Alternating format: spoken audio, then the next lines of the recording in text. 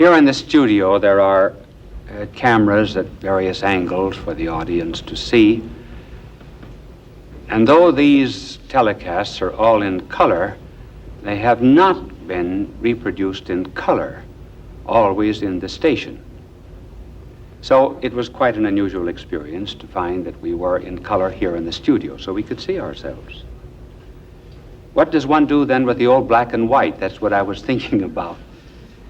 And there immediately came to my mind the story of a man who was an expert in throwing a boomerang. And he could throw that boomerang around a house, it would come back to him. He could throw it around a tree 3 or 4 times, it would come back to him. And a friend saw him and said that he ought to have a really good new boomerang. So he sent to Australia and got a new boomerang inlaid with pearl.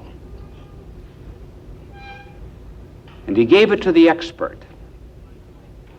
6 months later, he came back to see how the expert was getting on with his new boomerang. And his wife said, "He isn't here anymore. He's in a mental hospital." Yes, what happened? He went crazy trying to throw away the old boomerang.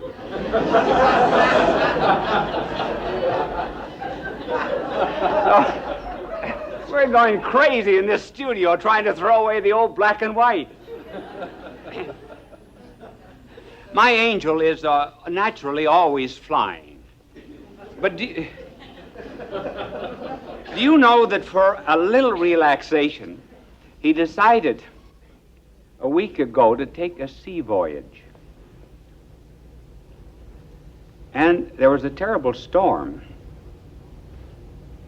And almost everybody in the whole ship was seasick. And a young woman was just getting ready for bed, and she was taken very seasick.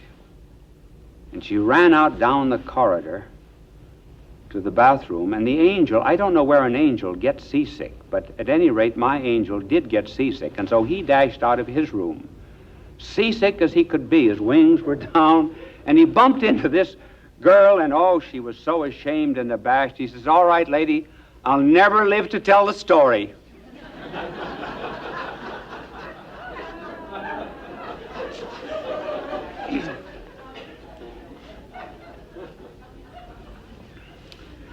Why did we choose to talk about laughter and humor today? Because really there's a tremendous amount of gloom in the world. Did you know that there is a book entitled Gloom in Modern Literature? One finds it in the novels like one of John Steinbeck's novel, Kathy, who burned her parents, did everything that was evil, very serious play. Many of the dramas that you see today on Broadway are gloomy things. Architecture's gloomy. There's no decoration. Nothing to relieve a straight line. The songs of the young are gloomy. Imagine a 15, 16-year-old boy and girl singing songs about how their heart is already broken. They're ready to die. But you have to say die 15 times. Die, die, die, die, die, die. They're ready to die with gloom. But principally, there's no satire. That, I think, proves our over-seriousness.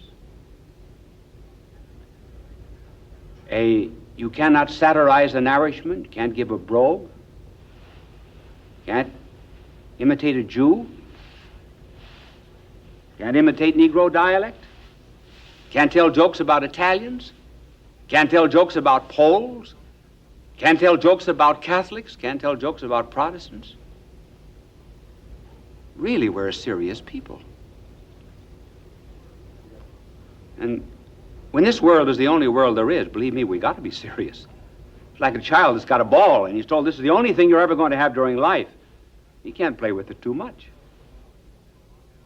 But if he's told, well, later on you're going to have another one that'll never wear out and always give you great pleasure, oh, you can have fun with this one. So, because there's so much gloom, we're going to say something about laughter. Now, you never meet laughter in the universe until you meet man. Man is the only joker in the deck of nature.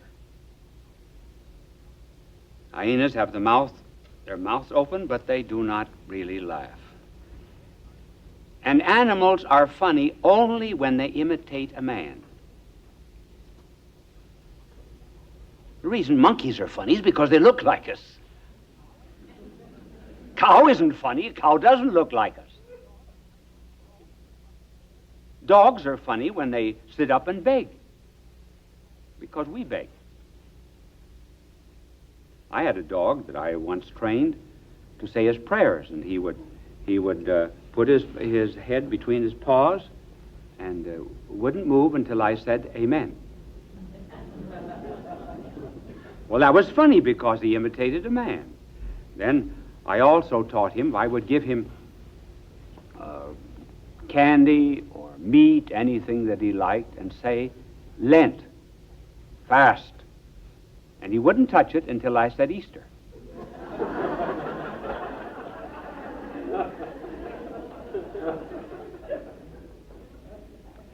Now, why is it that you do not meet laughter until you meet man?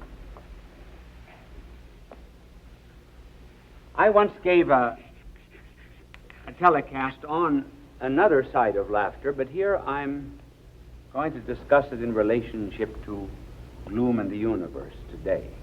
But why is it that man alone begins laughter in the universe? The reason is very simple. Man belongs to two worlds. He is one, he has a divine image. And then he belongs to this animal world of ours. He's like an animal. Now, when you belong to two worlds, you've got really an opportunity for humor, for laughter. And the laughter begins whenever man begins to degrade slightly this divine image. Whenever there's a falling off from dignity, not the destruction of dignity. Oh, no. For example, death is not funny, because that's the complete destruction. But where there is a decrease of value in man, then there's laughter. Now, let's just take some simple examples.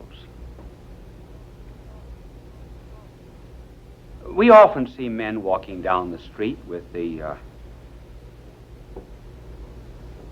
hat on the side of the head.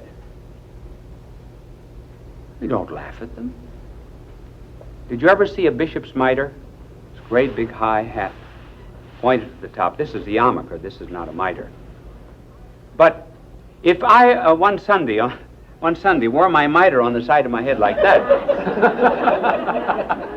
I know a bishop who wears his that way because he's bald in front. Well, that's funny, see? Because this is a slight degradation of the divine image. So the straw hat on a man that walks down Broadway is not funny, but a mitre cocked on the side of my head is very funny. Take, for example, a dog running down the street is not funny. But a dog in church is very funny. Any animal in church. Why? Simply because here there's a kind of an elevation out of the animal kingdom up to the divine. It's a kind of a simulation, an attempt to almost become divine, and so it becomes very funny. I heard of one priest who had a dog, and the dog came wandering around the altar as he was saying Mass, and he gave it a kick at the. So he turned around and said, "Lord be with you," and he missed the dog, and he said, "I'll get you at the pray, brethren."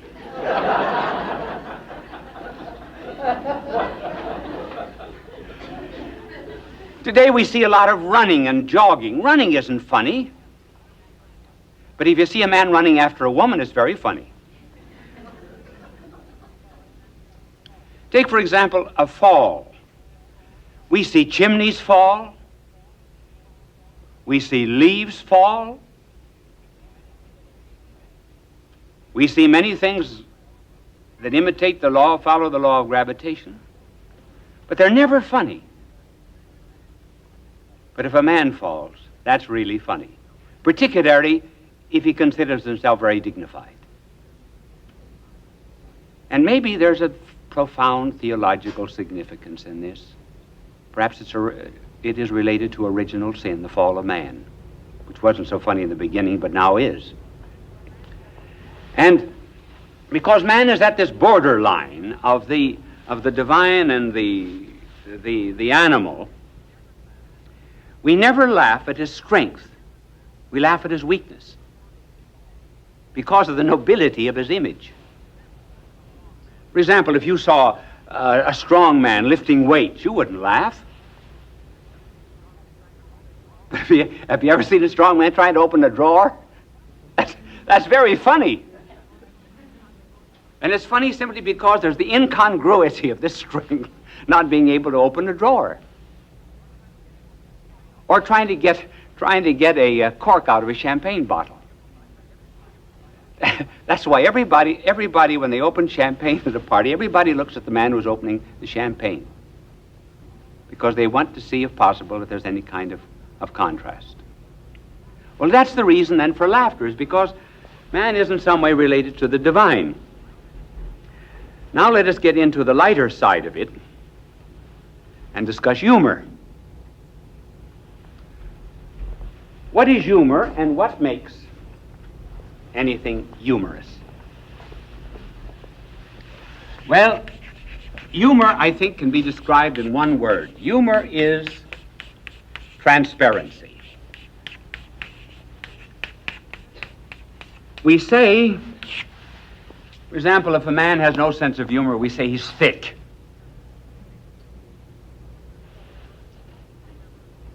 If, however, he is a sense of humor, we say he can see through things. He will get puns, for example, points of stories. The over-serious man is he's like this. He's opaque. Can't see through it. The humorous man is like a window pane. Oh, he's like the glass on that television camera there. You can see through it. Now, who are the humorous people of the world? Well, all saints are, because they don't take anything very seriously. And that is why our blessed Lord spoke in parables. Parable is basically something very funny. For example, sunset is not a sunset. It's a revelation of the quickness of judgment. And new wine in old bottles, not to be taken seriously. That's the story of trying to put new ideas into old institutions. Sheep and goats, good and bad fish, the holy and the unholy. All parables are based upon a transparent universe. Poets see that. Poets are marvelous at seeing it. For example, Thompson. I gave you once a telecast on Thompson. Oh, you missed that, did you? Well, you should have stayed in that night. Thompson calls the sun a host, and the day a priest. And each morn the day goes to the Orient tabernacle, lifts from out it the host, raises it in benediction over the world, and then sets it in the flaming monstrance of the west. That's not taking a sunset very seriously. That's seeing the divine through it. Seeing the stars as glittering tapers lit about the day's dead sanctities. Wordsworth was walking through the forest once, and he said to a companion, "Down on your knees, man, there are violets." And even the lighter things of life. One of the reasons I like to read Chesterton is because he only took one or two things seriously. The salvation of his soul and the existence of God were about the two things that meant everything to him. And I love the story of when he met his future mother-in-law for the first time, Mrs. Boggs. And Mrs. Boggs, knowing that her future son-in-law was to come, had the house papered in a light gray color. And when Chesterton came in, Mrs. Boggs said, "How do you like the wallpaper?" And Chesterton took a crayon out of his pocket and drew along the wall the picture of his daughter Frances, whom he wanted to marry. That to him, it was light to him, and she didn't say anything, so finally he married Frances Boggs and was very happy. And it wasn't for him, no telling where he would have ended, because one day he was giving a lecture. He found himself in Liverpool, and he sent her a telegram, and he said, "I'm in Liverpool, where ought I be?" And he could write interesting poems. We won't have time to give them, but I want to give you some funny poems and examples of poets who see the funny things of life. One, Hilaire Belloc, who was a great friend of Chesterton.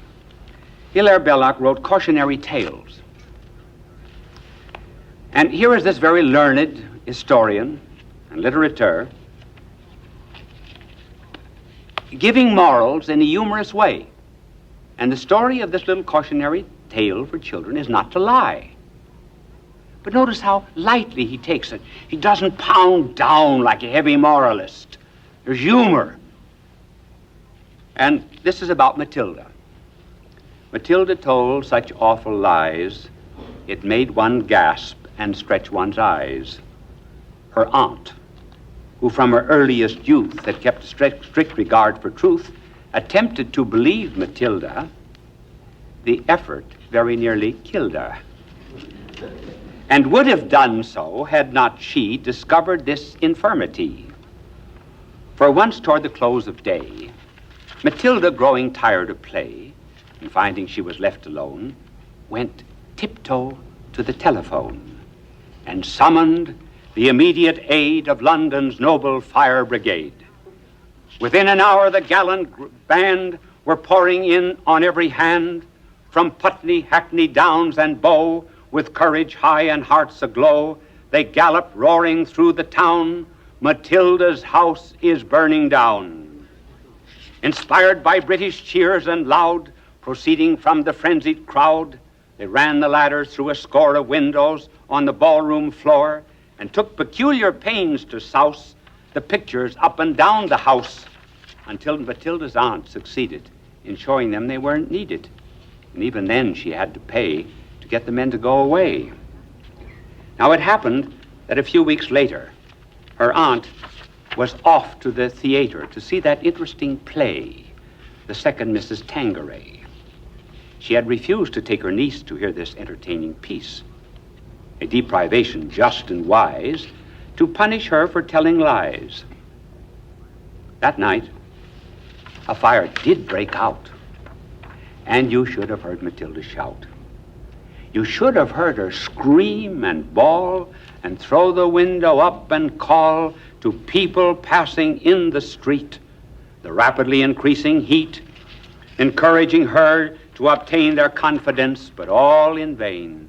For every time she shouted fire, they only answered, "Little liar." And therefore, when her aunt returned, Matilda and the house were burned.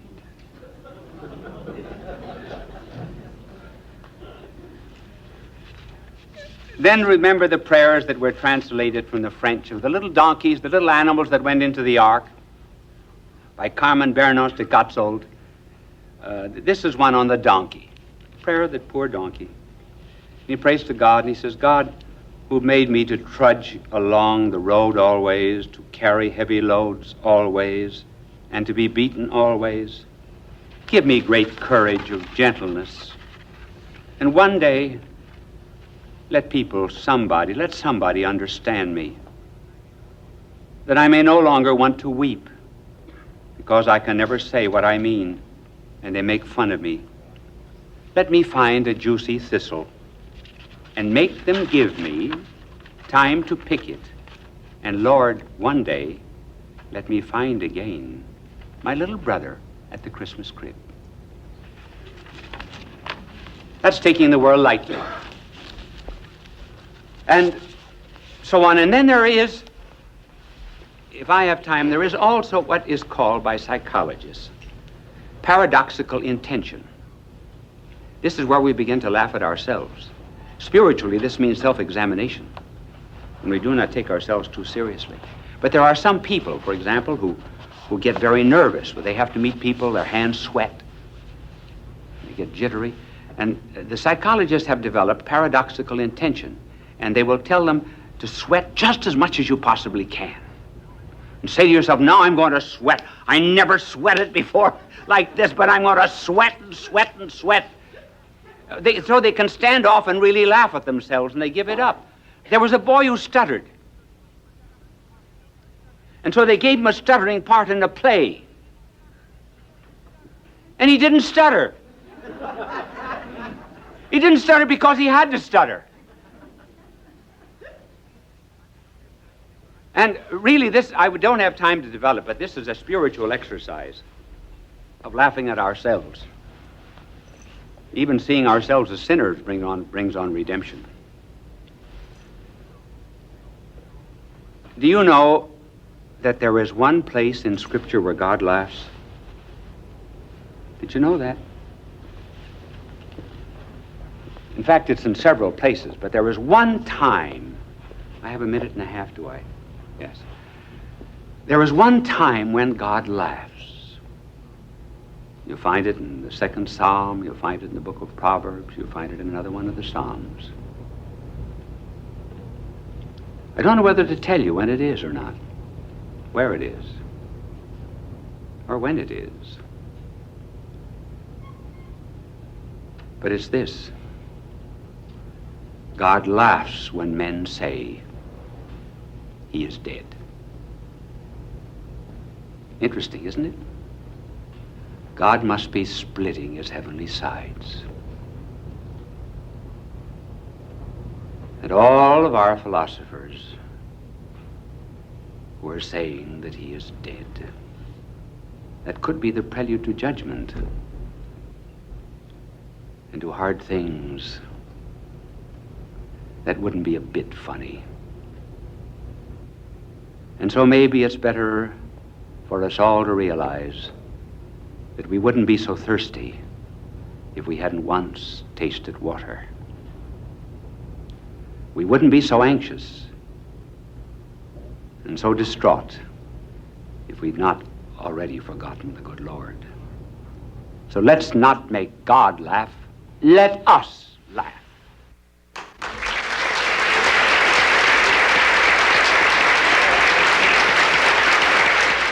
I hope I make you happy and wiser.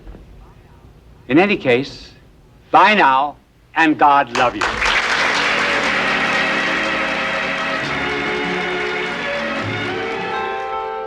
Fulton J. Sheen is indeed a man for all seasons. He walked a paced beat, allowing us to glimpse his nature and ponder its worth and to enjoy its presence. Bishop Sheen authored over 90 books. He broadcast countless radio and television programs and ministered in many parts of the world to people of every belief. As he said many times, it is not a unity of religion we plead for, but a unity of religious people. We may not be able to meet in the same pew, but we can meet on our knees. The bishop wrote 94 books, recorded countless radio shows, and appeared on hundreds of network and syndicated television programs. His legacy is a treasure of joy that transcends time and helps us to believe that truly life is worth living.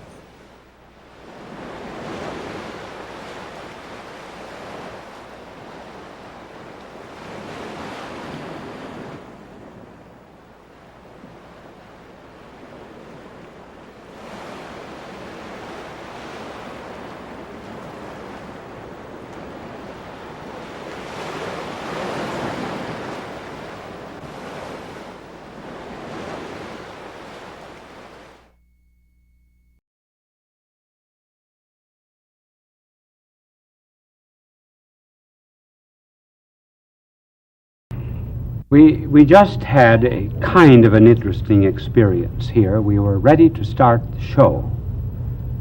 The announcer had just made the announcement, and then they stopped.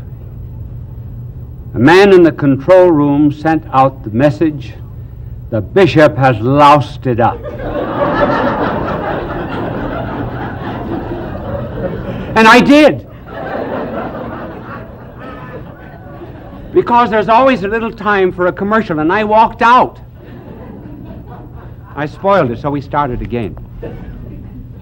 When I was coming in to the airport the other day, there was a soldier who evidently had been away for a couple of years, and his wife was there, young wife, to meet him at the airport, and they had a very warm embrace, and he was looking over her shoulder as he embraced her, and he says, "Oh, there goes Kitty McCoy." And the wife said, "Who is she?" Oh, he said, "She was the stewardess on our flight." She said, "How did you know her name?" Oh, he says, "The names were up on the bulletin board. Pilot, co-pilot, stewardess." She said, "What was the pilot's name?"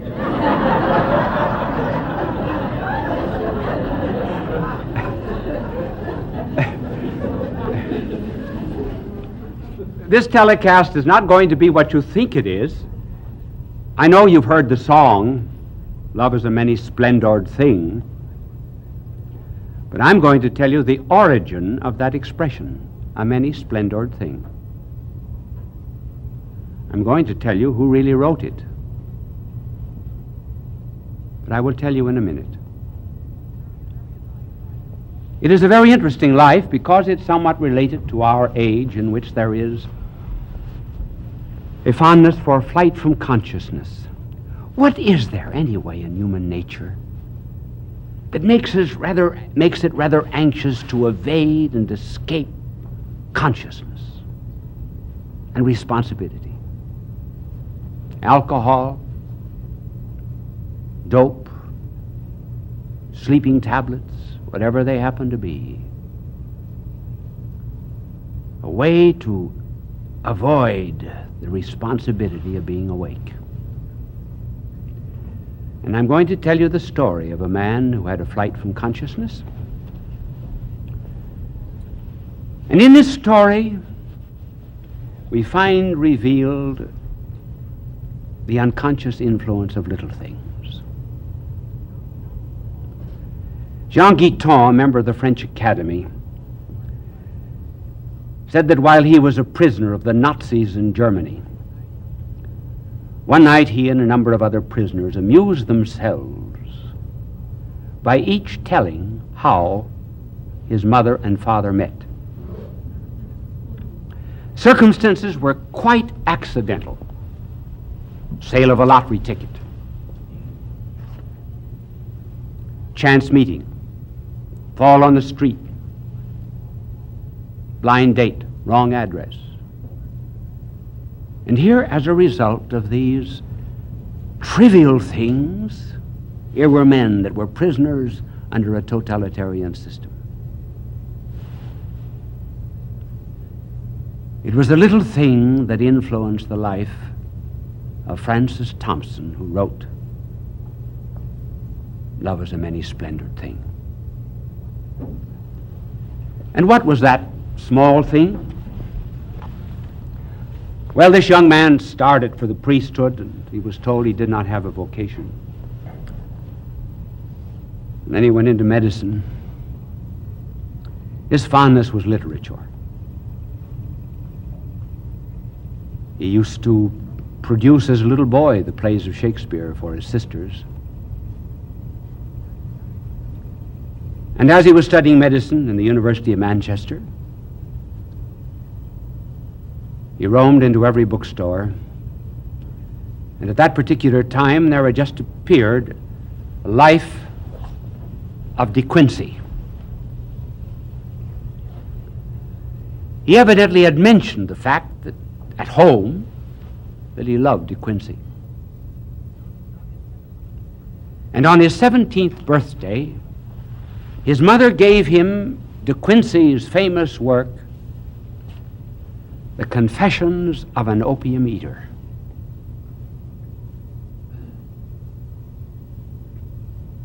and his 17-year-old eyes fell upon this line of De Quincey. Why, at the age of 17, should I have become a prisoner and a prey to this drug, and lost my mind and my freedom? The mother never intended that her son Francis Thompson should ever follow in the steps of Thomas De Quincey. But he did. So he went in for the psychedelic, for the flight from the unconscious. And here there's a curious parallel between the life of De Quincey and the life of Thompson.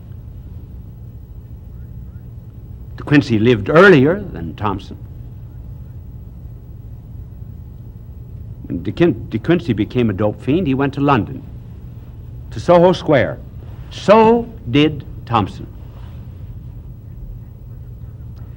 And this further parallel, when they went to Soho Square, De Quincey had in his pocket a book of English poetry, we do not know which poet it was, and a copy of the Greek dramatist Euripides. When Thompson went, he had in one pocket Blake, and in the other pocket Sophocles.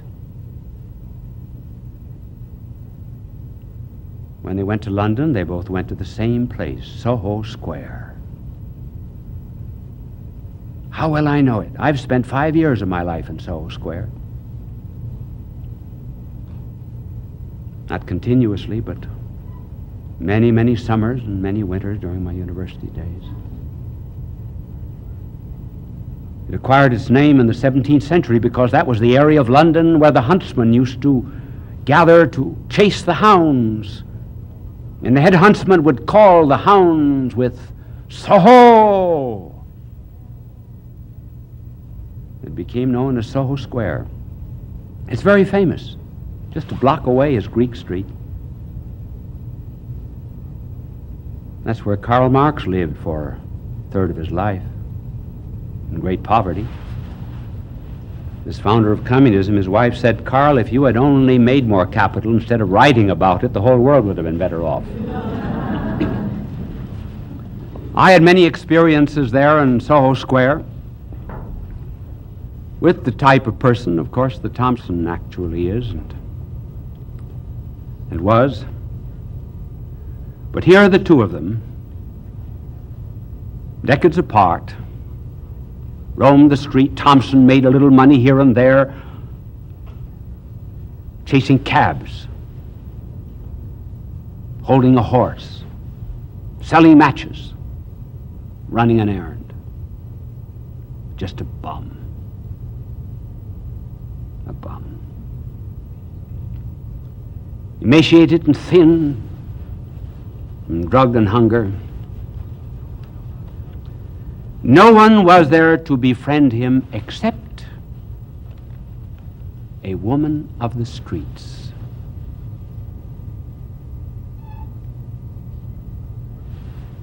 And one wonders, in all of literature, if there ever was a greater tribute paid to a woman of the street than Thompson paid this woman.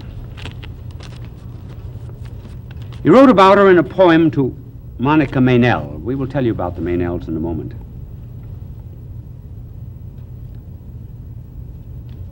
And this is his description. Then there came past a child like thee, a spring flower, fallen from the budded coronal of spring.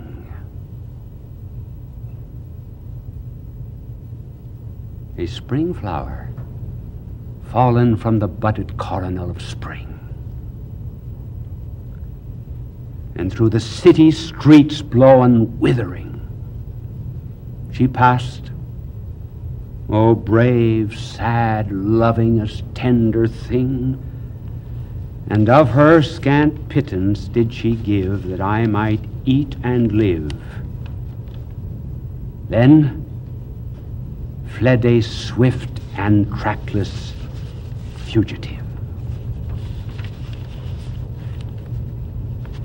The same thing happened to De Quincey. When he was in the depths of poverty and degradation, a woman of the streets befriended him. We know her name. Her name was Anne.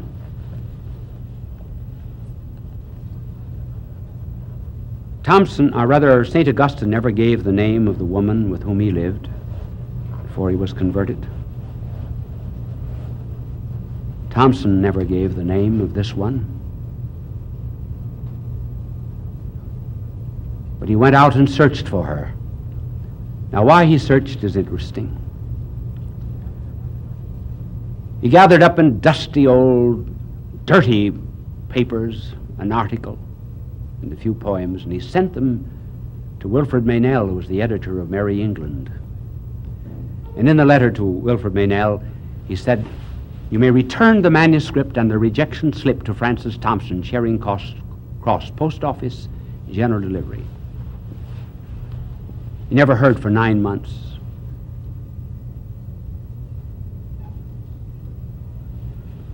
So in those 9 months, he went into despair.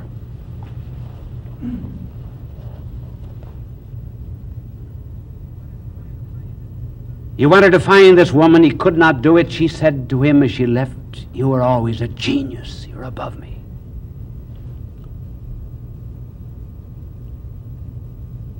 And sinking lower and lower, he then took up his residence in Covent Garden. Covent Garden at one end in London was the Opera House. Down the street, Maiden Lane Church. You go down 2 or 3 steps to go into it. Wish we had an hour and a half. I would tell you about an interesting character that I met there. But in television, you get time in segments. And then in front of the opera was Covent Garden. Covent Garden was where all of the produce of England was brought every morning. So in those days of Thompson was born in 1859. In those days, there were 2-wheeled carts, horses, baskets, dirt, and refuse. And he used to sleep under those carts, being awakened by the pounding of the horses' hoofs. And I wonder if anyone ever weary of life ever penned such lines as these. Forlorn and faint and stark,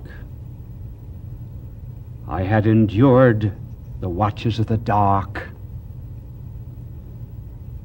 and the abashless inquisition of each star. The abashless inquisition of each star. Yea, was the outcast mark of all those heavenly passers' scrutiny.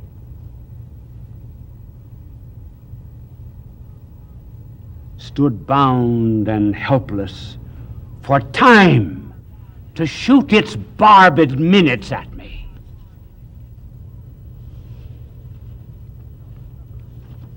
Suffered the trampling hoof of every hour in night's slow-wheeled car,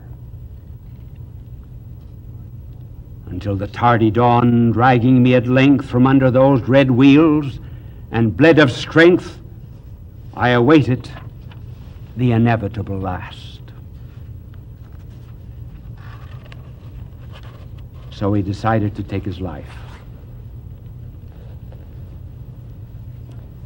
He'd saved up his pennies, bought enough of dope to kill himself. Under these wheels, he could see a distant clock on the spire of a church. It was that prompted him to say that time was shooting its barbed minutes at him. He took half of the dope, and he felt a hand on his that held him back from the fatal other half. He said it was the hand of Chatterton, a poet that had lived 100 years before.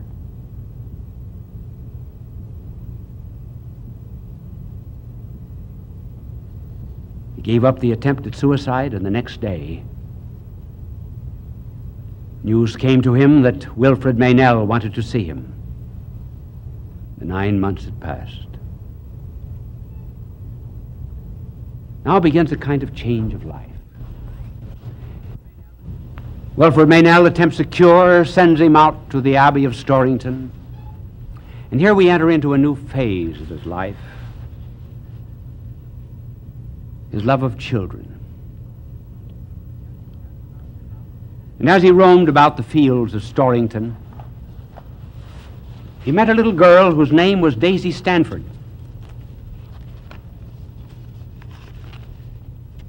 And this is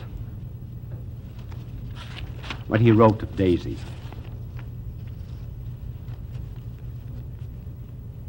Here she came with a few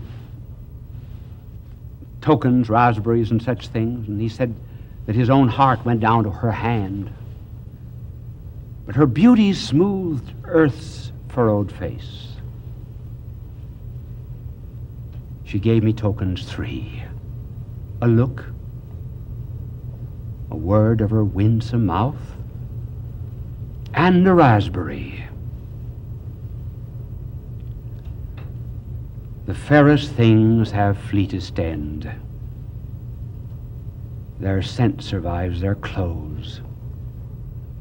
But the rose's scent is bitterness to him that loved the rose. We will continue in a moment. How often an adult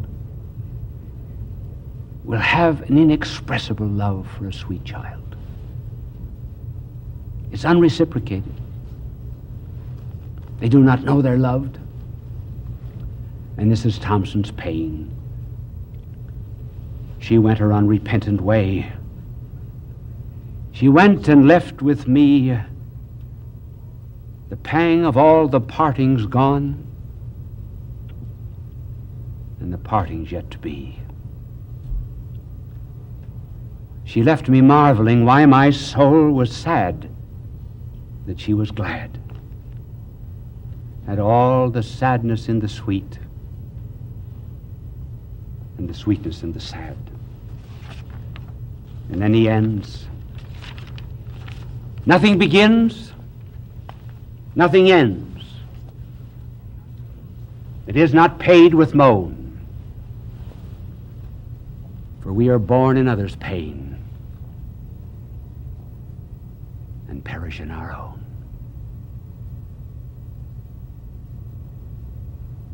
The love went out from his life. But then he found some solace in little Olivia Meynell. Sweet little child, but here was his life spoiled.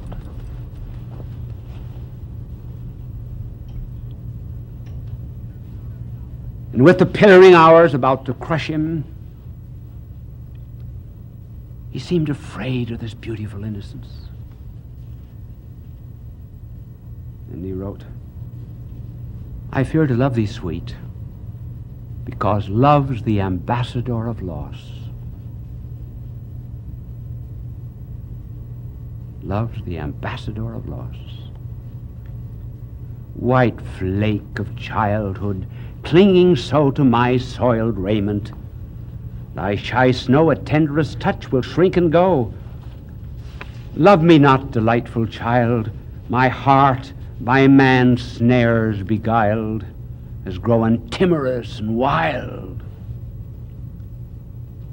It would fear thee not at all, wert thou not so harmless, small, because thy arrows not yet dire are still unbarbed with destined fire.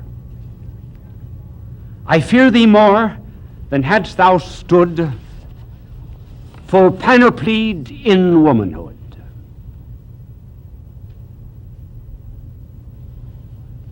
And all the while, he's being haunted by something. And I told you of that poem of haunting. I gave it to you one year, The Hound of Heaven, that he wrote. He went back again to dope. The Meynell still cared for him. But this hound was pursuing him. But despite this shell, that shell that first came to the Meynells, he had no stockings on and his toes were out through his shoes and dirty old brown coat, no shirt. Consumptive, because of the nights he slept under the cartwheels of London. He still had this love that pulled him. Probably that was pulling him at the beginning of his life, and so he wrote, "O world invisible, we view thee. O world intangible, we touch thee. O world unknowable, we love thee. Turn but a stone and start a wing. 'Tis ye, 'tis your estranged faces that miss the many splendored thing. Love's the many splendored thing, not earth love, heaven love, that Thompson saw everywhere."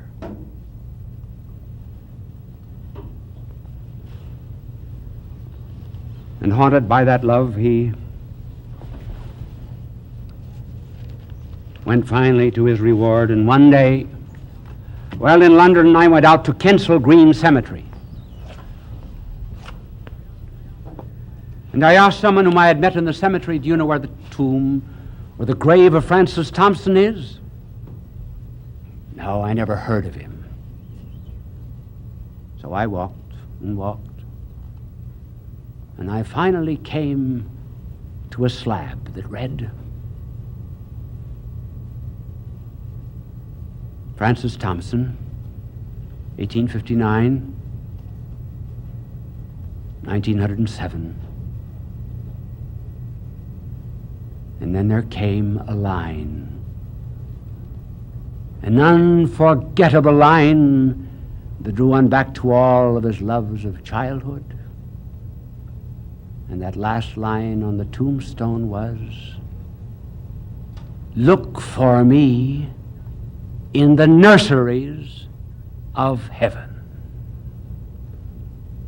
Love's a many splendor thing."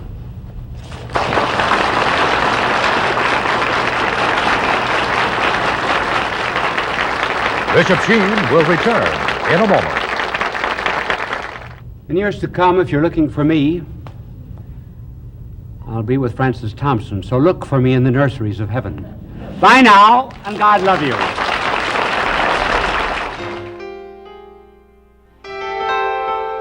Fulton J. Sheen is indeed a man for all seasons. He walked a paced beat, allowing us to glimpse his nature and ponder its worth and to enjoy its presence.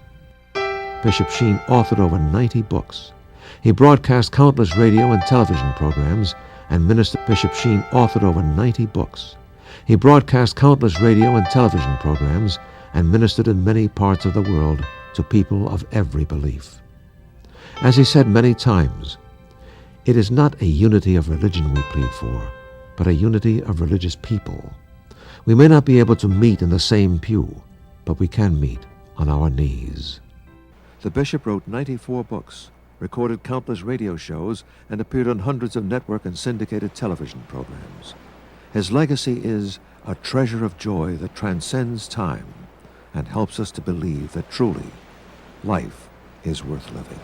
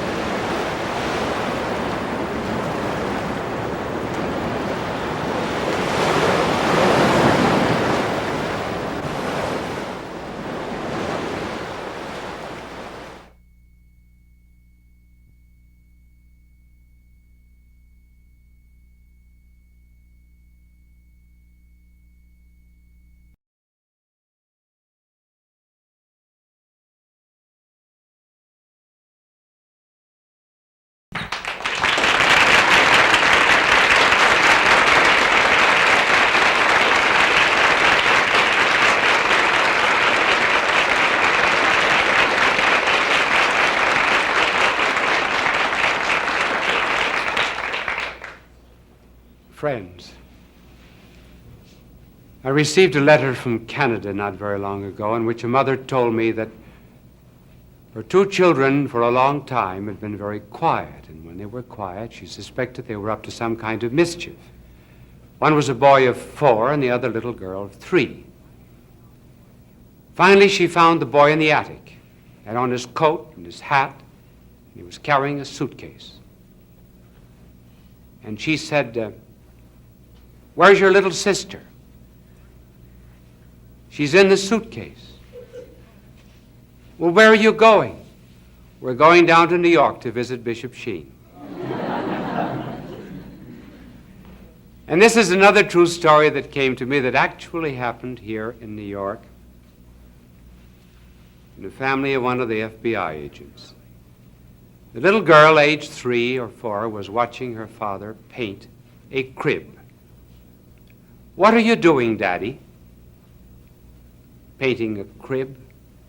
"What color?" "White." "Where did you get the paint?" "Bought it at the store." "Where did you get the brush?" "Bought it at the store, too."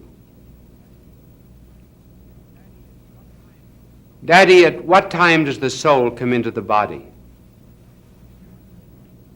"When the body's about ready to receive it." "Daddy, do you wear a girdle?"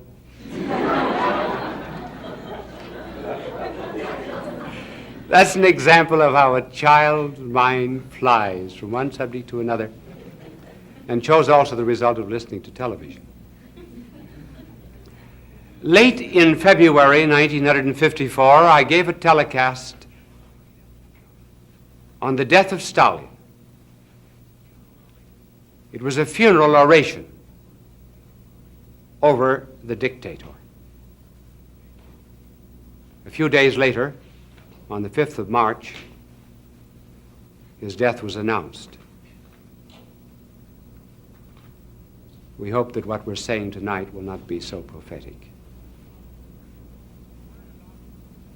A word about the pattern of betrayal, the formula of world revolution. We're going to show the pattern by which the Soviet Union hopes to take over the world. This proceeds in 3 steps. We'll mention the 3 and then describe each of them. This first principle applies only to themselves, namely materialism. That is their philosophy of life. The second applies to themselves and to us. It is the myth of coexistence.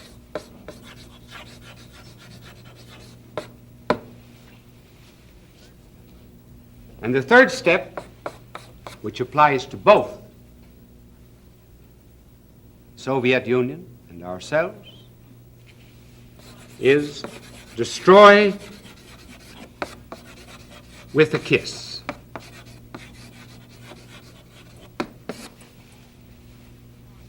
Now, this is the formula by which they have taken over so far about 33% of the world. 37 out of 100 people in the world are subject to them according to these ideas. First, materialism. Materialism, as you know, is their philosophy of life, which believes there's nothing but matter. There's no God, no soul. Now, why these 2 denials? They're intrinsic to communism. Why no God? Well, we can understand that. The second paragraph of our Declaration of Independence states that it is a self-evident principle that the Creator has endowed man with certain unalienable rights. In other words, we have rights and liberties, like freedom of press, freedom of conscience, freedom of association, which do not come from the government, which do not come from the will of a majority, which do not come from a state, These rights and liberties come to us from God. Therefore, the state cannot take them away. That is our principle. Now, they have to deny God, because that would be another source of rights than the state or the party. In order to build up this structure of theirs in which the party is supreme, they must hold that any right or liberty which the individual possesses comes to him from the party. Therefore, the party can take the rights and liberties away. But if there was a God, then there would be rights not dependent on the party. So they have to deny God. The second principle, there is no soul. Why that? Because the soul contemplates.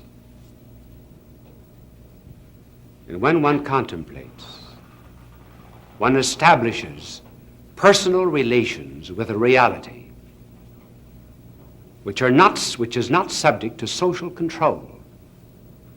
In other words, no one around me in society can control my thinking and my meditation. Now, communism cannot allow that. There may be no thoughts, no conclusions, no plans, except those approved by the government. And so their procedure is, first of all, to forestall any kind of contemplation by the soul by saying that it is a sign that you're a neurasthenic. And secondly, if you have any thoughts of your own, then by purges, by persecution, by drugs, and by starvation, and by standing for hours and hours before a blazing light, your thoughts are driven and expelled out of you. There can be no soul. Otherwise, you would have a retreat into which you could enter, where you would be free from the state. That's principle number one. The next, in order to destroy, there must be the myth of coexistence. Lenin said, communism must make use of every lie, deceit, strategy, in order to further world revolution. Manuilsky, addressing the Soviet Congress, repeated something from the ancients: those whom the gods destroy, they must first make blind. In other words, they must deceive them. So the communists say, let us coexist in peace, peace, peace. At the end of the 19th century, there was a great Russian writer by the name of Soloviev, who in his work, The Three Conversations, said that in the 20th century a book would be written entitled Peace and Cooperation Among All Peoples, and it would be written by a dictator who would conquer the world. Do you know of any book that has a title like that?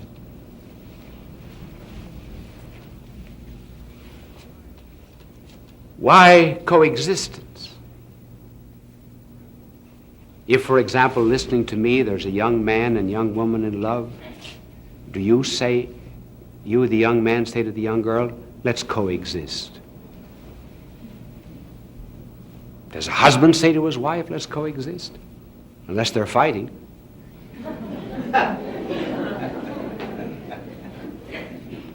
New York does not say to New Jersey, let's coexist. Canada does not say to the United States, let us coexist. Why then does Russia ask for coexistence? Interesting, isn't it? Here's the answer. Here are 5 houses. House 1, 2, 3, 4. Oh, that's all we'll draw. Houses. In this house is Mr. A, who believes in heating his house by gas. Mr. B, believes in heating his house by electricity. Mr. C, oil. Mr. D, what have I got left? Coal. I don't, in case there's some sponsors around the nation that are in this business, I want to get them all in.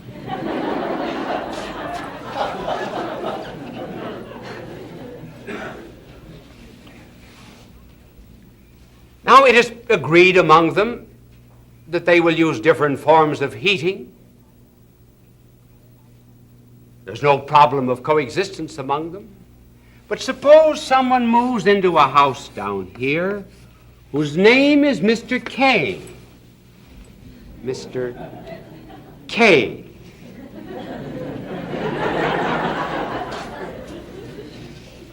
Mr. K is an arsonist. Mr. K believes in heating his house with the kindling from A, B, C, and D. Can there be that kind of coexistence? Why does he ask for coexistence? He asks that the peaceful relations that exist between nations, free-loving nations, should be applied to a nation that does not believe in peace and justice. There cannot be that kind of coexistence. It is only a sham and a snare and a delusion. Why do they ask then for coexistence? Well, the answer was given in an article that appeared in the Communist magazine of Russia in 1954, written by Leon Tivev. Leon Tivev in this article said Russia was strong when it was a question of armies, because they had more men, more arms than any other nations of the world, and the other nations of the world, and could walk over them. But now there's come the atomic bomb, and since the atomic bomb,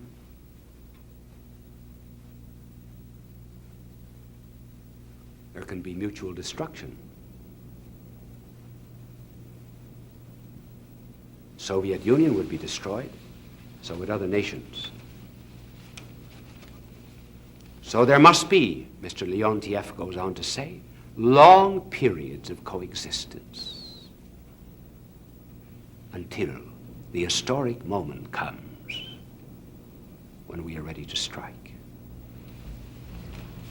And when does that come? When does that happen? Well, that happens at a moment of greatest friendship, when a dictator visits another country to pledge loyalty and fidelity. As, for example, in 1939, when a treaty was signed between the Soviet Union and Latvia, Estonia, and Lithuania. Now, I could just as well read this off an idiot card, but the reason I'm not reading it off an idiot card, I'm reading, so I might just as well tell you. In an idiot card, I'd have to do this. I could use a teleprompter, and then I'd have to do this. So we're reading. These are the words of Molotov. These pacts of mutual assistance strictly stipulate the inviolability of the sovereignty of the signatory nations. Note that. The inviolability, in other words, of Estonia, Latvia, and Lithuania, 1939. And the principle of non-interference in each other's affairs. We stand for the scrupulous observance of these pacts on the basis of complete reciprocity.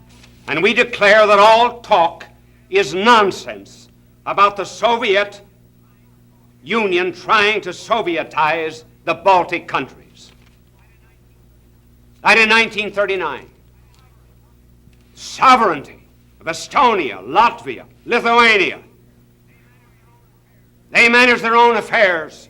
We will not Sovietize them. That was 1939, the moment of greatest friendship. 1940, Latvia, Estonia, and Lithuania were wiped off the earth as nations. Same with China. India is discovering it.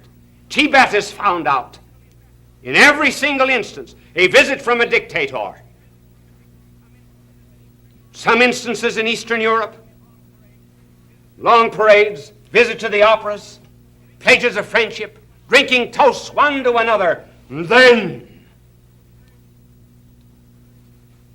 destroy with a kiss.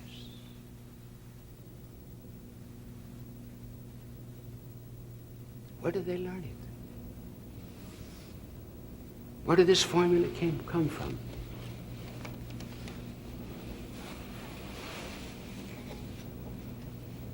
Came from Judas. Those were his stages. First, materialism. Not just avarice. We do not know anything about the avarice of Judas until the very last part of the public life of our Lord, in fact, about 10 days before. Avarice is only a consequence of other sins. It is not first. The first mention we have of the fall of Judas was when our blessed Lord announced that he came from heaven, that he would die for men, and that he would rise again from the dead and ascend into heaven and give us the bread of life. He had multiplied loaves and fishes and fed several thousand. And then the people came to make him king, and our Lord refused to be a bread king and fled into the mountains alone. And Judas said, so that's the kind of a king he is. He's interested in spirituality. He's giving himself as the bread of life. Why doesn't he be an economic king? And at that mention of the Lord giving himself as the bread of life, you find written for the first time that our Lord knew who it was who would betray him. He never believed. He was a materialist to the core.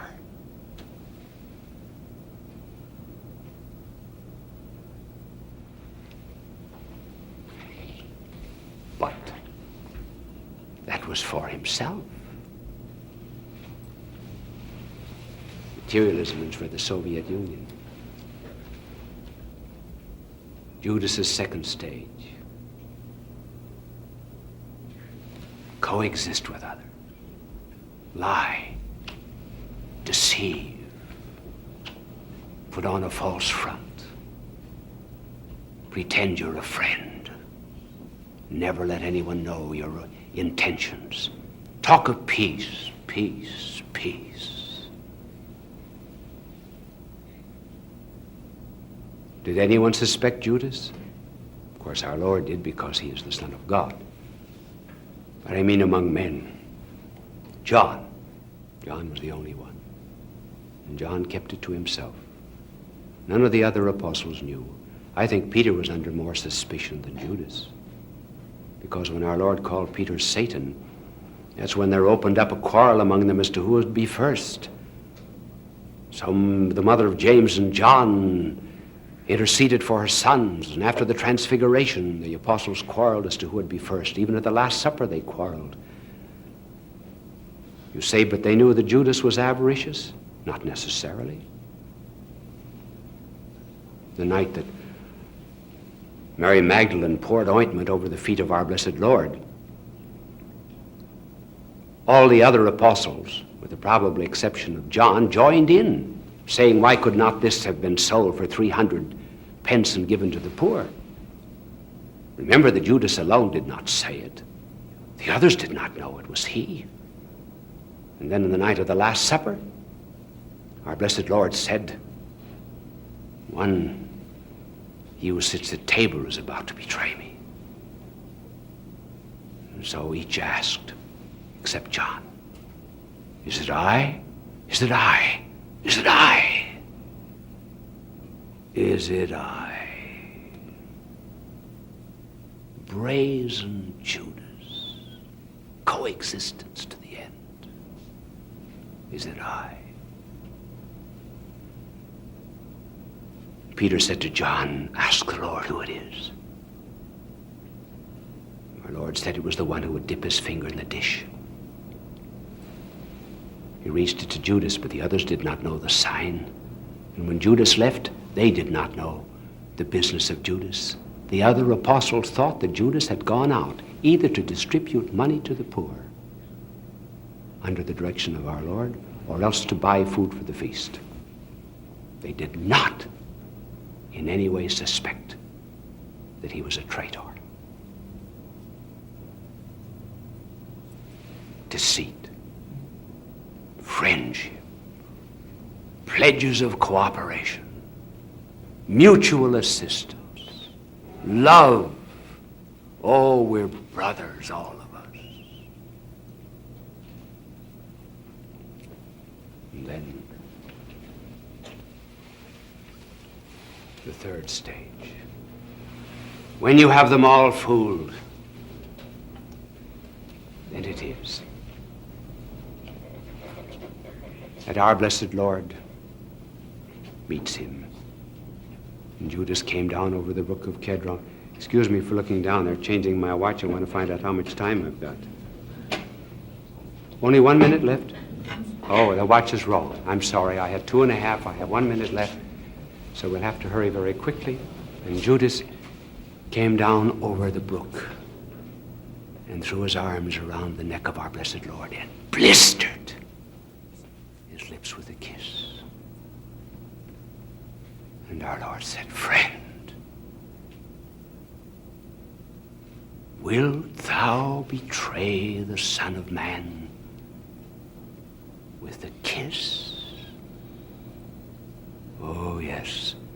Some things are so sacred and divine, their betrayal must always be prefaced by some mark of affection. My fellow men, my countrymen, beware, lest you say, "Wouldst thou betray America with a kiss?"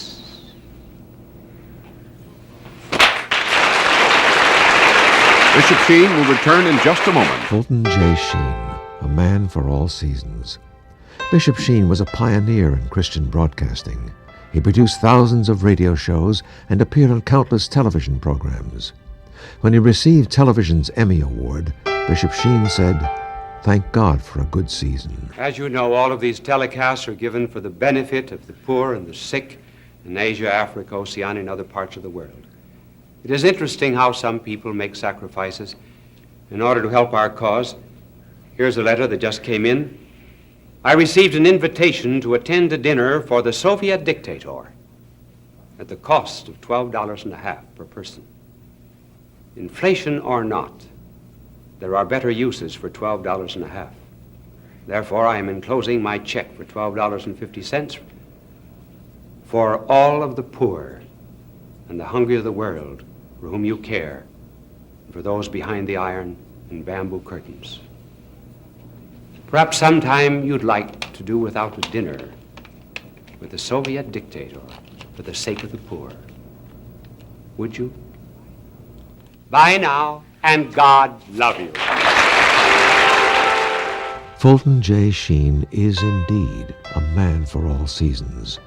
He walked a paced beat, allowing us to glimpse his nature and ponder its worth and to enjoy its presence. Bishop Sheen authored over 90 books. He broadcast countless radio and television programs and ministered in many parts of the world to people of every belief. As he said many times, it is not a unity of religion we plead for, but a unity of religious people. We may not be able to meet in the same pew, but we can meet on our knees. The bishop wrote 94 books, recorded countless radio shows, and appeared on hundreds of network and syndicated television programs. His legacy is a treasure of joy that transcends time and helps us to believe that truly life is worth living.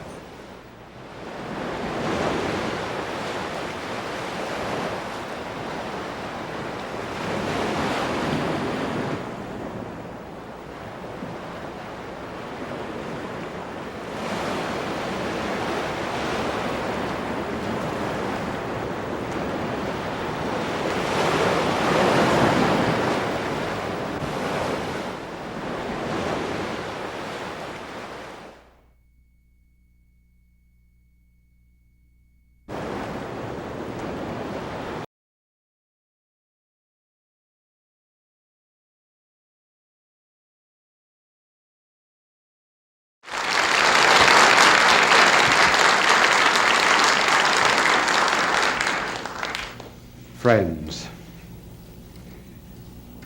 the few minutes before television program begins are always moments of tension. There's a countdown, and one is always waiting for the cue to start. It reminds me of a woman in an Arkansas town, a very small town. She was trying to crash the society in this village, but her husband was not very social, so she kept him upstairs with instructions that he was not to come down to the tea under any circumstances. She invited in the ladies, and she was charming them at tea, and her efforts were just about crowned with success when a voice was heard from upstairs. It was the husband, and he was saying, "Ma, there are only clean towels in the bathroom. Is it all right to start one?" So we get the cue and start a television show. And this one is about America. Sometimes the Europeans make great fun of us. This really and truly happened to a friend of mine who was studying in Switzerland. And it seems this American had gone over for his first visit to Europe. And my friend in Switzerland, who was an American, said, "Well, how do you like Europe?" "Oh," he said, "I don't like anything about it." He said, "They're not up to date. They do not have the latest gadgets. The television not in the hotel rooms." And then he said, "Buildings are old." He said, "There are churches here that are over 1,000 years old." And then dirty. "I don't find anything beautiful here." My American friend said, "Well, don't you think Switzerland is beautiful?" He said, "Take away the scenery, and what have you got left?"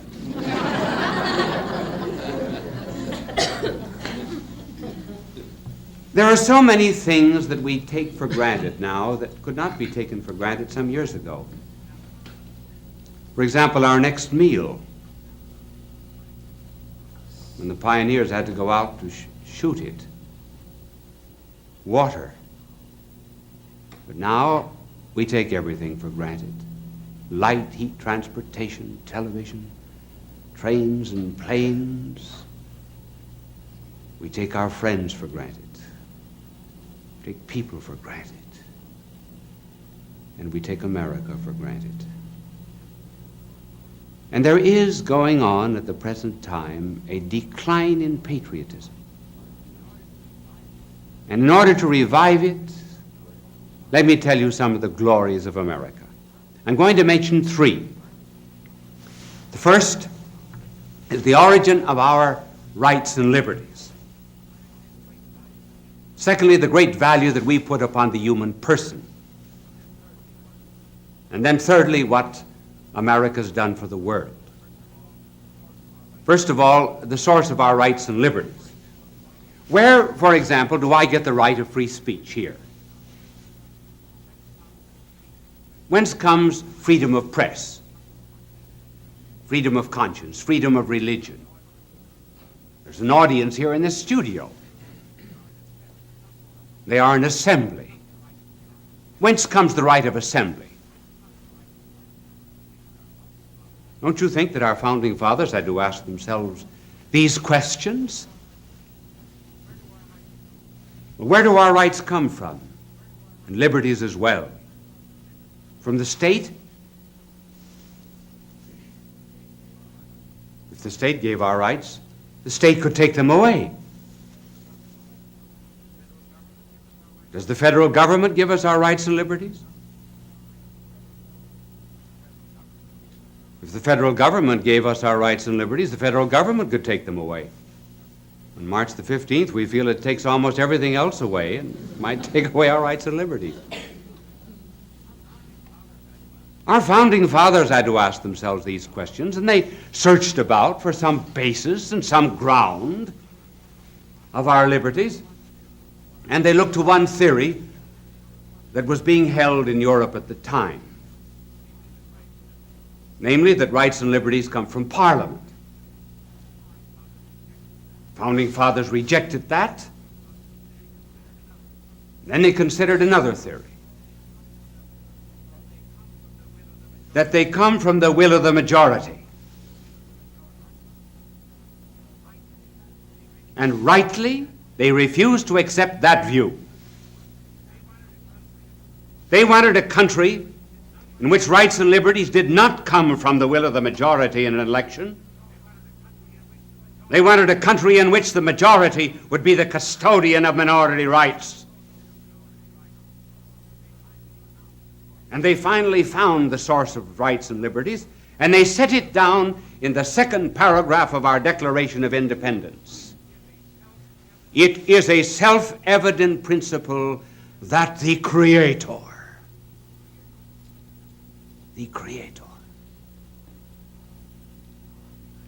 has endowed man with certain unalienable rights, among which are the right to life, liberty, and the pursuit of happiness. In other words, our rights come from God. And therefore no one can take them away. That's very different from any theory that might exist in a totalitarian system. This is why we call now all of our rights and liberties inalienable. The Constitution puts it unalienable, but the meaning is the same. Now, if our rights came from a party, then the party could destroy them. And so we have in our Constitution, Article 9. And Article 9 of the Constitution states, when the Constitution grants rights and liberties to the citizens, it must never be assumed that the people have no other rights than those granted to them by the Constitution. In other words, simply because we have certain rights, we must never think that we have them because they're in the Constitution. No, we have them because they're divinely given. And we do not have to wait for all of our rights and liberties in the enumeration by a Bill of Rights or the Constitution. See our country as theological foundations. In other words, our Declaration of Independence is a declaration of dependence. We are independent because we are dependent on God. If we wish to keep our rights and liberties, or rather our trees, we have to keep our forest. If we wish to keep our light and heat, we must keep our sun. If we wish to keep our perfumes, we must keep our flowers. If we wish to keep our rights and liberties, we must also keep our God. Piety and patriotism go together. That's the first glory of being an American. And then there's another. And this second glory has to do with the value that our government puts upon the human person. Have you ever noticed how our Constitution begins? It begins, you see, no matter what I talk about, my angel cleans my board for me. Even though it's on the Constitution, he still works faithfully. Now here is the way our Constitution begins. We, the people,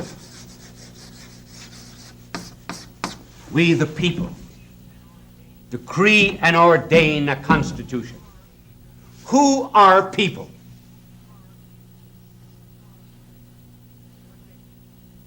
What makes people? Persons make people. What is a person? Person is someone who answers the question, who is it?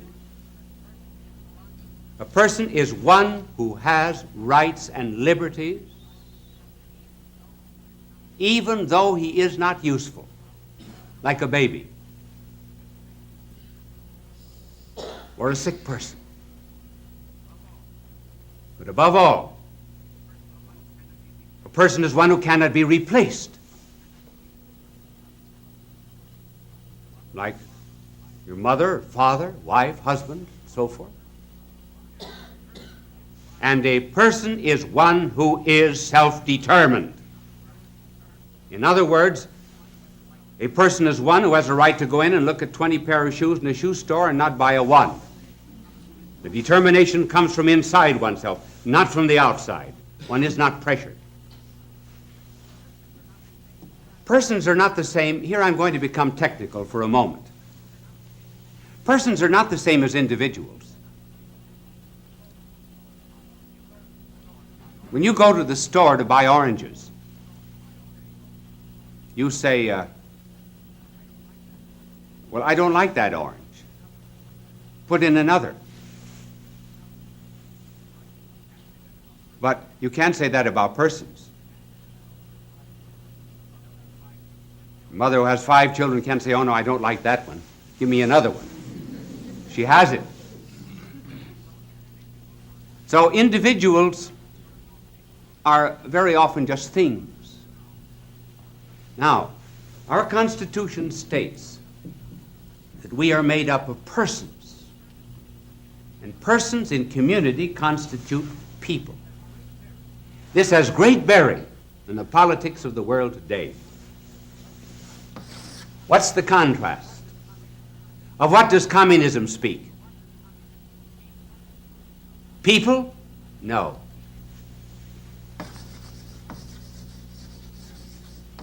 Masses. Who are masses?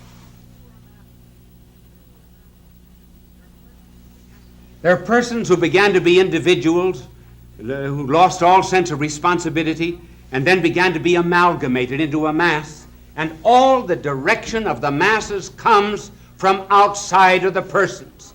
They are not self-determining. It's the party that determines. It's the dictator that determines. We are not masses. We are people. One can beware of anyone who speaks. Therefore, the American nation is being made up of masses. Karl Marx, who founded communism, said, the individual has no value, the person has no value, except he is a member of the Communist Party.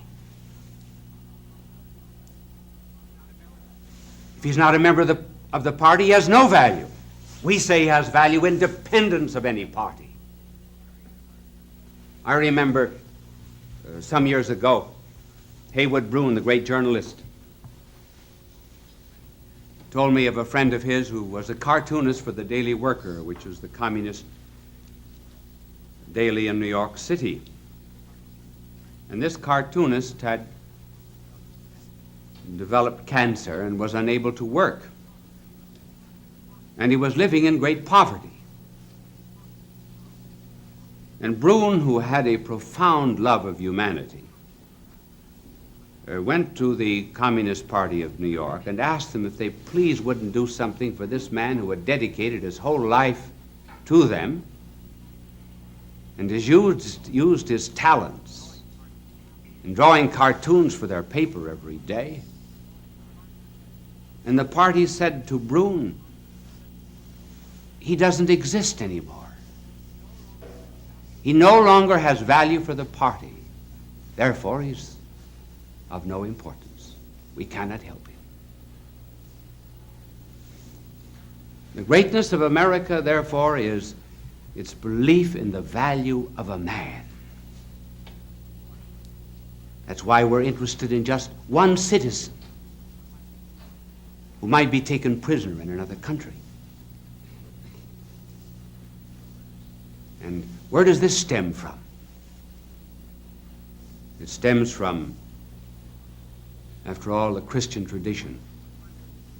One wonders if really the Christian part of democracy was not grounded and founded on that day when our blessed Lord was unfurled like a wounded eagle on the cross, and he turned to a thief on the side of him and addressed him in the second person singular, saying, "This day thou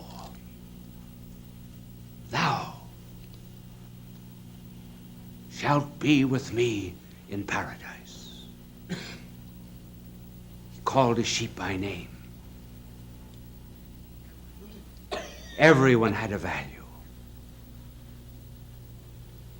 because he was a person and therefore bore the image and likeness of God. This is the second glory of being an American. And the third and final, though there are more, but we do not have time to develop them all, it's our relationship to the rest of the world. Look at what we have been to the world since our beginning. The very beginning of our national history was one in which the United States was a sanctuary to the persecuted peoples of the world. In other words, those who were suffering from any kind of intolerance could come to our shores. And that still is true. Just as there was a ring on the door of certain churches in the Middle Ages where a criminal was pursued by law could have recourse. If he touched that ring, he was immune from civil prosecution, threw himself upon the mercies of God and the church. And we've been that sanctuary to peoples of other lands. And then we became an arsenal.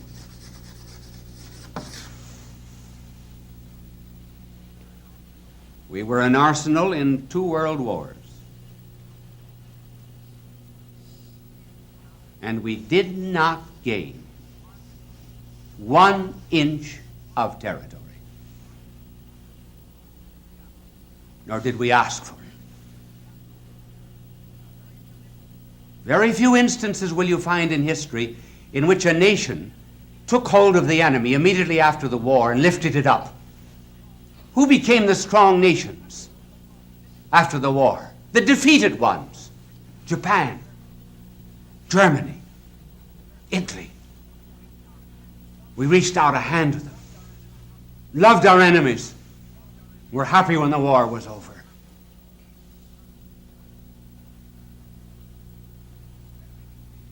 Then we became, and this is what we are at the present moment, we are a pantry.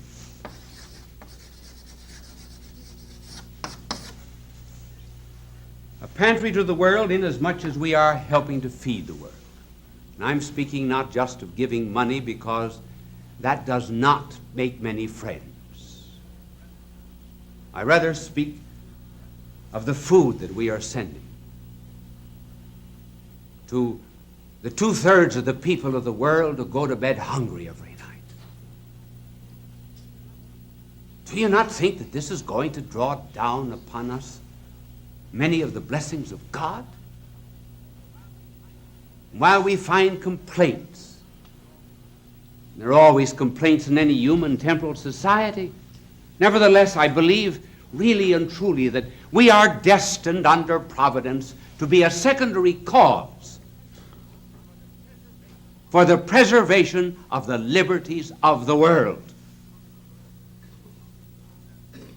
We have indeed a task that is not easy, because the people that are being pursued by totalitarian states have to depend upon us, and Providence has asked us to succor them. We're something like Simon of Cyrene. Remember, here was this man from Africa, where Cyrene was in Africa, who one Good Friday morning stationed himself along a roadway to Calvary. He was just curious, as any man was curious about a fellow man going to death. And as he stood there, the long arm of the Roman law reached out to him. And the Roman law said to him, "Take up that cross, carry it." He did not want to do it.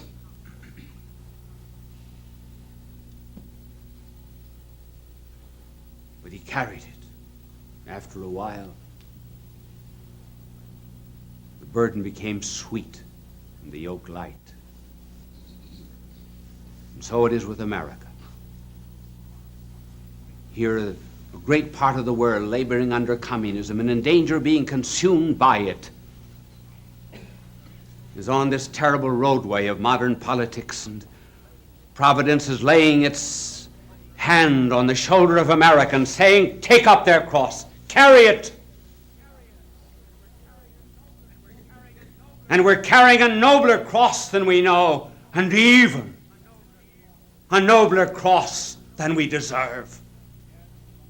Yes, we're brought close to danger, that is true, and we're like the eagles, that build their nests high in the crevices, always overlooking abysses. And then when the mother eagle has hatched out the young, she will push one of the young birds over the nest. And the little eagle will fall down to what must seem like certain death.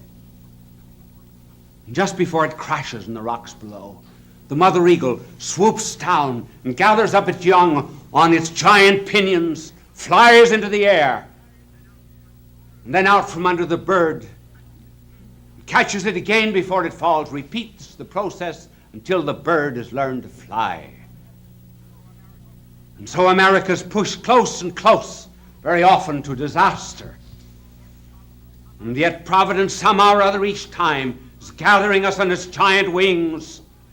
As Moses said, as the eagle stirs among its young, so God stirs among the nations, and particularly our own. And that maybe is why we, in the profundity of our vocation, have chosen as our symbol not a serpent, not a lion seeking the one whom it would devour, but we've chosen as our national symbol an eagle, flying upwards and onwards to the source of all our rights and liberties, unto God. Bishop Sheen was a pioneer in Christian broadcasting. He produced thousands of radio shows and appeared on countless television programs. When he received television's Emmy Award, Bishop Sheen said, "Thank God for a good season." The Greeks used to speak of piety, and by piety they meant love of God, love of neighbor, and love of country. Be proud of your country, as Paul was proud, saying, "Cibus Romanus, sum I am a Roman," and so I am an American. Bye now, and God love you. Fulton J. Sheen is indeed a man for all seasons. He walked a paced beat, allowing us to glimpse his nature and ponder its worth and to enjoy its presence. Bishop Sheen authored over 90 books. He broadcast countless radio and television programs and ministered in many parts of the world to people of every belief. As he said many times, it is not a unity of religion we plead for, but a unity of religious people. We may not be able to meet in the same pew, but we can meet on our knees. The bishop wrote 94 books, recorded countless radio shows, and appeared on hundreds of network and syndicated television programs. His legacy is a treasure of joy that transcends time and helps us to believe that truly life is worth living.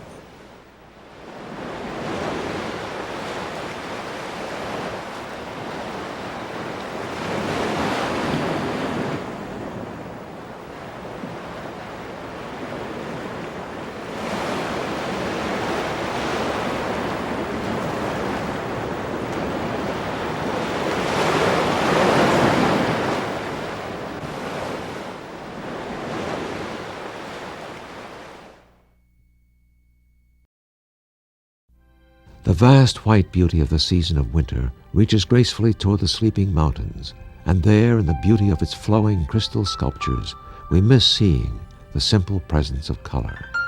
Even our warm, wild creatures know it's not easy finding green under a blanket of snow. but it's nice to have a friend to help you look. It is in this season of winter that we celebrate the Bethlehem birth of the child Jesus. Bishop Sheen says, "It was a breakthrough in time that changed our world, for we found a belief that is the love of the truth." Unbelief is dread of the truth about ourselves. That's unbelief. Faith is a willingness to face the truth about ourselves. And when we do, well, once that original dread is overcome and we admit the breakthrough, then we're changed. And then our mind is illumined, our will is strengthened, we have a great joy and happiness. She's lovely, isn't she? Beautiful. Hi there. I'm Cameron Mitchell, and I want to wish happy holidays to all of you. Christmas is our time of love and goodwill, a moment in the portrait of history when a bright silver star high in the night sky gave off a close and holy light, and the world in solemn stillness lay to hear the angels sing. Christmas is also a time of giving, and we've wrapped up a special present just for you, filled with hugs, kisses, joy, hope, and sunshine. It's a Christmas gift of love from a friend of yours, Fulton J. Sheen. He calls it Superman and Christmas, a unique comparison of fantasy and truth, a breakthrough in history, blessed by the birth of a child of grace, peace, and love. Friends, a mother told her little boy to go into the parlor and turn on television. He was distracting the mother. And he turned the dial, and he caught a picture of me on television. He ran out, said to his mother, "Ma, Superman." Well, here is Superman in a new costume with even a new title tonight, Superman and Christmas. What has Superman got to do with Christmas? You know what Superman does, Batman. And then these men, we have mother planets. Isn't it interesting how many of those we have in our world today who, first of all, seem to come from somewhere else, just as Superman does. And quickly he changes his costume. He goes into a telephone booth or a closet, just as an ordinary mortal, and he puts on the form and the habit of Superman. And then once he's broke through with this great power of his,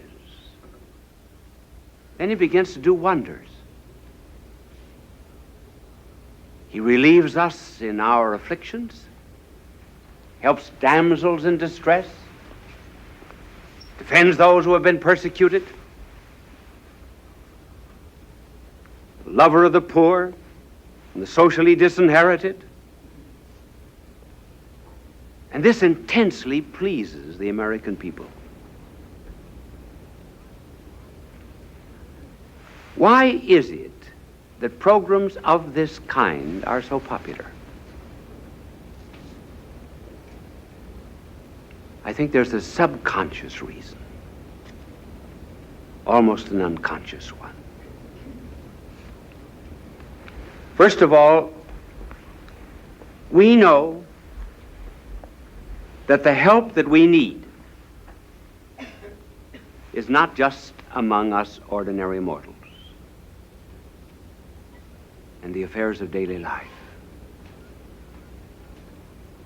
If we are to have the inner strength that we need, it has to come from outside. We've never expressed this, perhaps in so many words, but we know the need of it. And Superman, Batman, and men from other worlds, they satisfy our needs, at least from the point of view of imagination. They give us what we lack. We know that of and by ourselves we are not enough. Just as the music that we love is the music we already have in our own hearts, so too the amusements that we like are the unconscious expressions of hidden desires. Superman is the desire for Christmas. It should not be hard for our generation to understand Christmas. Now, I'm going to show you how Superman and Christmas are somewhat alike. I really didn't need to use this blackboard tonight, but I'm going to use it just for this one illustration so my angel can clean it. It would be terrible to have a Christmas show and not use my angel.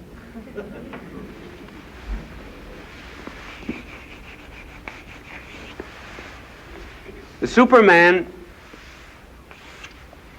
comes from outside. There's a kind of a breakthrough.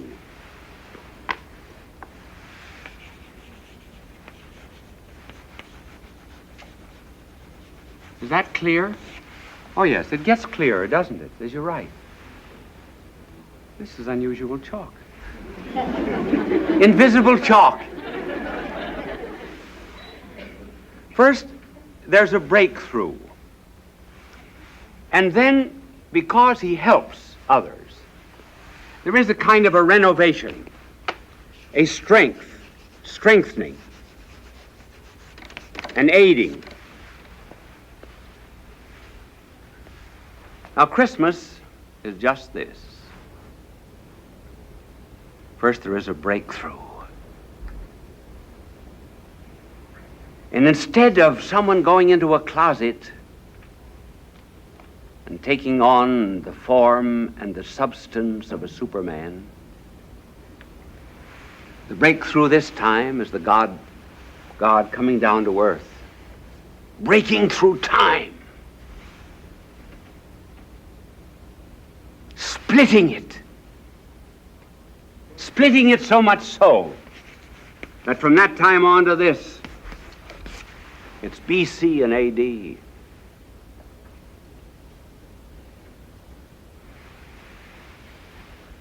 But there's this difference from Superman, and this is very important. Superman goes from weakness to power. The breakthrough of Christmas is from power to weakness. You saw the picture of the crib when the show began. Here is infinity and littleness. See, this isn't a man getting strong. This is a God becoming weak. He who made the world is in the world, even rejected by it.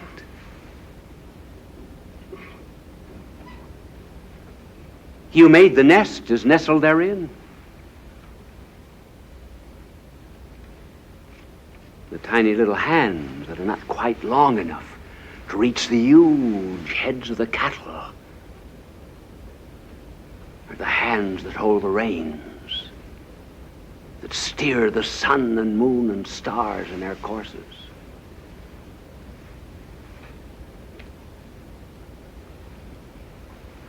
He's wrapped in swaddling bands.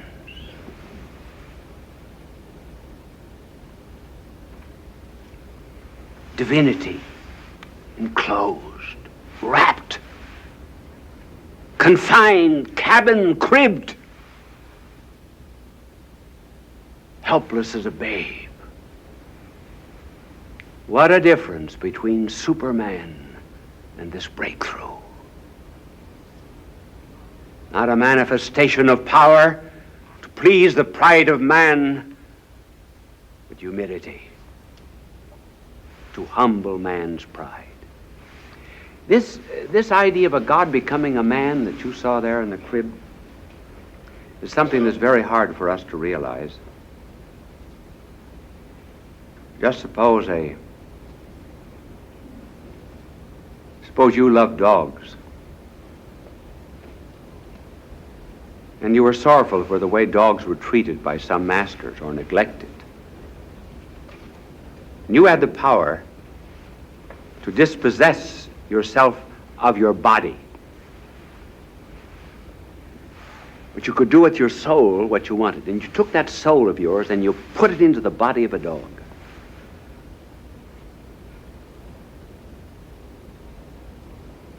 And when you did that,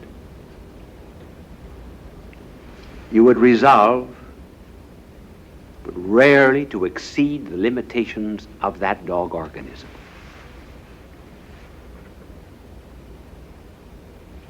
What a humiliation that would be.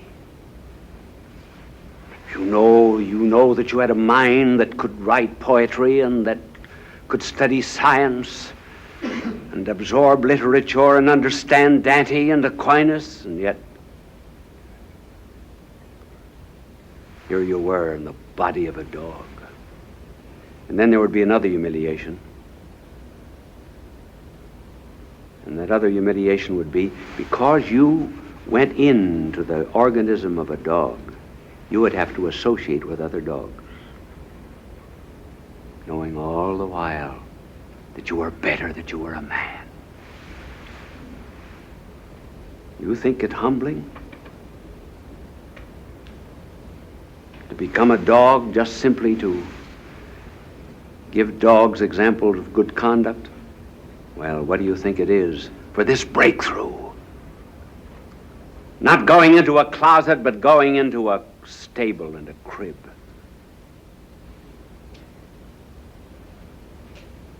Being bound with swaddling bands. That's the difference in the Superman. Weakness instead of power. And then the other difference is that Superman, when he comes to this earth of ours to do his wonders, only touches the environment. He touches what is outside of man.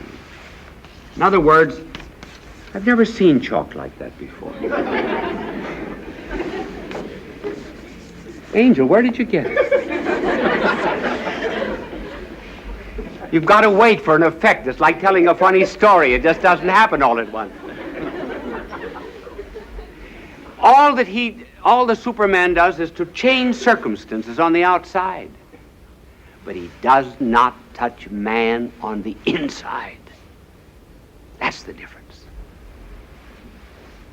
And when God becomes man, when we have Christmas, he leaves circumstances very much the way they are. He leaves Roman soldiers parading through the streets. The same problems. Pain and suffering and hunger and so forth. But he begins reforming the hearts of men. And once they are reformed, then if they live according to his way, then they'll do away with these boring things of indigence and suffering. So the God-man works in the heart of a man. It's very much as if, now I wonder if my angel will use an invisible eraser. Now, this internal operation of God when he comes to this earth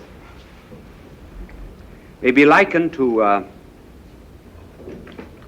plague. Suppose that there was something in the world today like the Black Death during the Middle Ages. Remember, that wiped out 1/3 of the population of Europe?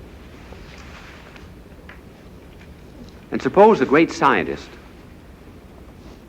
found a remedy for that plague. And he made the remedy available to the whole human race. There would be some who would come to be relieved. Others might not. Now that's just exactly what happened when God came to this earth. We're all willing to have our circumstances changed. We like to have more money. Maybe live in a different house. But do we want our thinking changed? Do we want our loves changed? And the God-man who came to this earth came for the remedy for moral and spiritual plagues. Came to make us happy on the inside. Not everyone wants it. He came into his own, and his own received him not. Now this is Christmas in terms of the Superman. Now let me reduce it to a concrete case. The breakthrough, how he operates through what we call his grace. It means an illumination of the intellect and a strengthening of character. I did a great deal of work in my life in Soho Square district of London, which is the international area of London. And in one church there, because I was an American, I had to get up early and read the first Mass. The English sleep late. Well, this was Christmas morning. Christmas. And that night there had been a heavy London fog. Believe me, our smogs here in New York are nothing compared to the fog of London. When I opened the door, a limp figure fell in. It was a young woman. She'd been asleep against the door. It was almost frozen.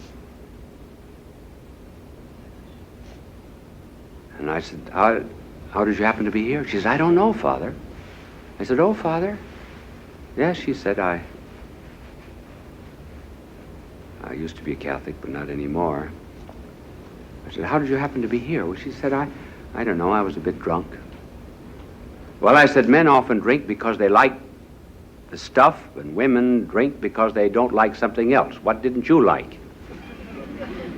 Well, she said, I didn't like the three men. She says that I was going with, and they were beginning to find it out. I was playing false to them. So I got drunk.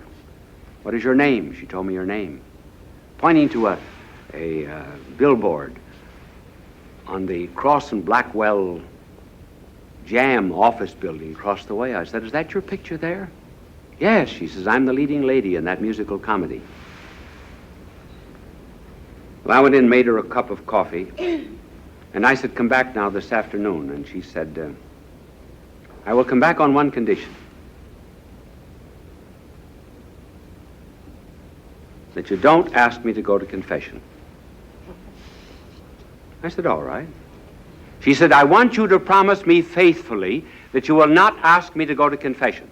I said, I promise you faithfully not to ask you to go to confession. So she came back that afternoon before matinee, and I said, we have a Rembrandt and a Van Dyck in this church. Would you like to see them? She said, yes. So as we walked down the side aisle, we passed the confessional box. I pushed her in.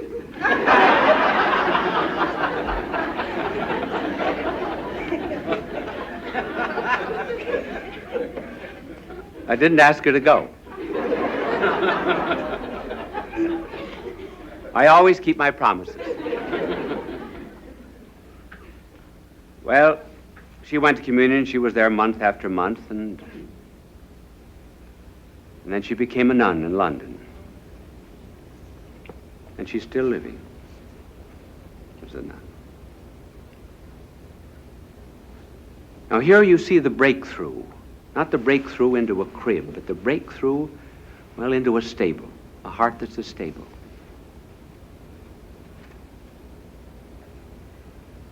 And then when the breakthrough happened,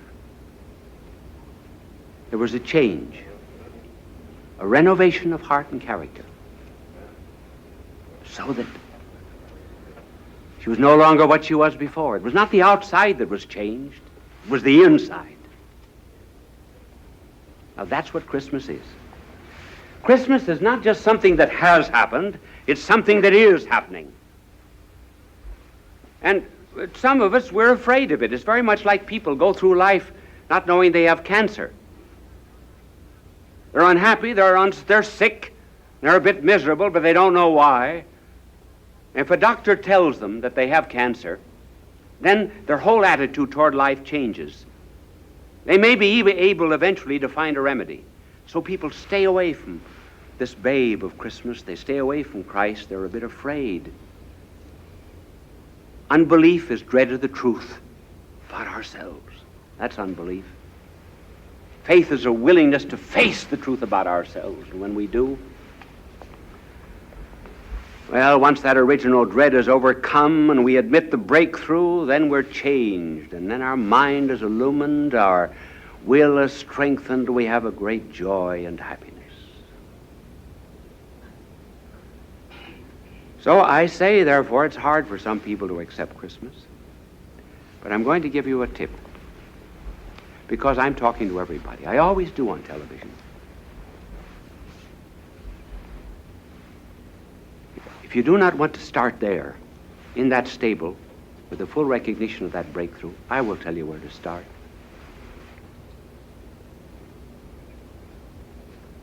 Start loving your fellow man. Start loving your neighbor. And begin to love him, not just because of what he can do for you, or because of any pleasure anyone gives you,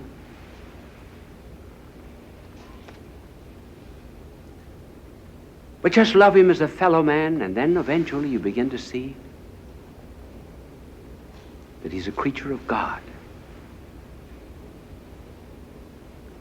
The only unhappy people in this world are the people who are selfish.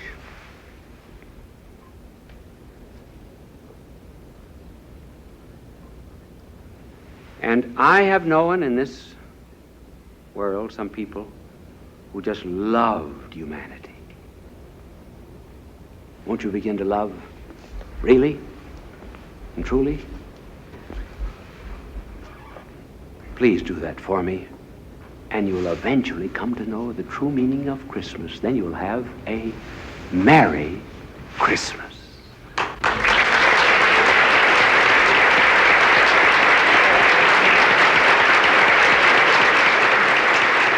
Happy Christmas, Bishop Sheen. Happy Christmas. In your presence, there is a benediction and a grace. In your memory, we have lit the candles of fellowship and hope, knowing that our experiences of unity in human relationships are more compelling than the concepts, fears, and prejudices which divide us. These tiny flames must burn in our hearts all year long. Happy Christmas, Bishop Sheen.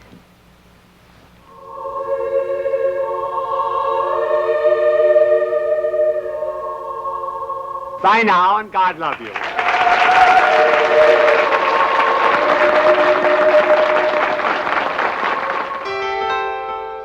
Fulton J. Sheen is indeed a man for all seasons. He walked a paced beat, allowing us to glimpse his nature and ponder its worth and to enjoy its presence. Bishop Sheen authored over 90 books. He broadcast countless radio and television programs and ministered in many parts of the world to people of every belief. As he said many times, it is not a unity of religion we plead for, but a unity of religious people. We may not be able to meet in the same pew, but we can meet on our knees. The bishop wrote 94 books, recorded countless radio shows, and appeared on hundreds of network and syndicated television programs. His legacy is a treasure of joy that transcends time and helps us to believe that truly life is worth living.